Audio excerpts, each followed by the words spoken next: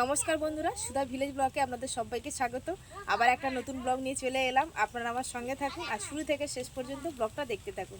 আশা করি আজকের ব্লগটা ভালো লাগবে। আর আরেকটা কথা আপনাদের বলে রাখি, প্লিজ একদম ভিডিওটা কেটে কেটে দেখবেন না।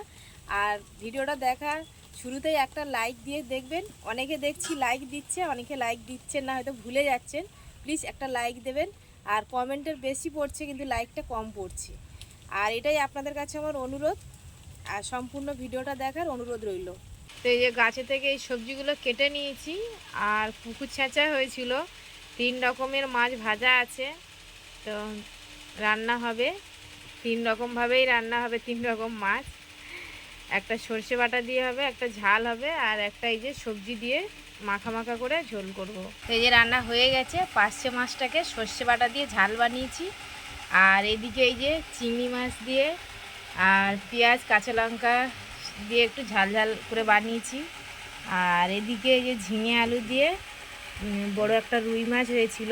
তো কালকে রাত্রে 2 পিস খাওয়া হয়েছে, এই 2 পিস না, অনেকগুলোই খাওয়া হয়েছে। আর কিছু ছিল এই যে দিয়েছি, আর কিছু এখনও ভাজা আছে। তো এইগুলোই রান্না হয়েছে। মটর বসানো আছে, এবারে যাব ওইখানে মাছটা ধরবো। পুরো তো মাছ আমরা সব ধরতে পারিনি। তো পুকুরে মোটর বসানো আছে, আরেক পাট যেটা ছেঁচতে বাকি ছিল সেটা ছেঁচা হচ্ছে। আর আমাদের দুপুরবেলা খাওয়া হয়ে গেছে। আর এই যে দেখুন না, কি বৃষ্টি হচ্ছে। আমি এখনো পুকুর ধারে যেতে পারিনি, তো ওরা কয়েকজন আছে, আমি যাব একটু পরে, বৃষ্টিটা থামলেই যাব। আর পুরো এই দেখুন না, আমাদের বারান্দাটা পুরো কাদা হয়ে গেছে। এই যে পুকুরের কাছে নেমে পড়েছি, আর এই যে জল কিন্তু অনেকটাই শুকিয়ে গেছে। এই যে পাড়ের ওপরে এই যে ছোট্ট মোটর দিয়েছে, এটা বৃষ্টি হচ্ছিল বলে বস্তা দিয়ে দিয়েছে। এই ড্রেনটাই বাকি ছিল ছেঁচতে। এইটা ছেঁচে কতটা মাছ হয় নিশ্চয়ই আপনারা দেখতে পাবেন। এই দেখুন একদম জল কমে গেছে, আর মাছ দেখুন কি হচ্ছে। এই পালাটা তুলে দিতে হবে। ওই দিকটা কিন্তু শুকিয়ে গেছে জল। এই দেখুন মাছ কিলবিল কিলবিল করছে।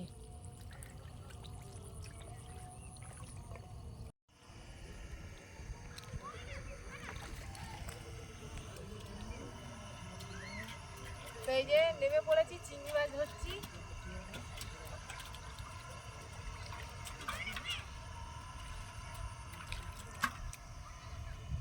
এখানে বড় মাছ।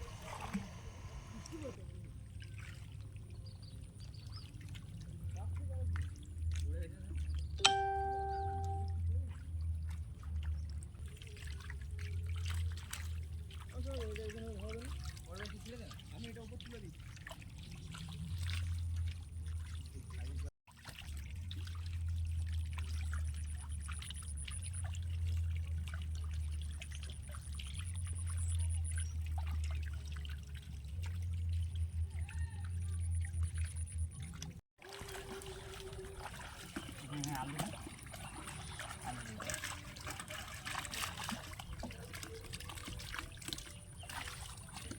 চিংড়ি মাছটা না ফুটে না, আমি আর এখন জল করলাম, কত মাছ ধরবো কি করে?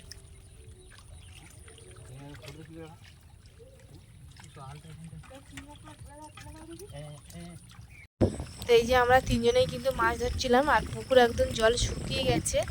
আর 3 জনে মাছ ধরেও পারছিলাম না, যাতে মাছগুলোও মরে যাচ্ছিল।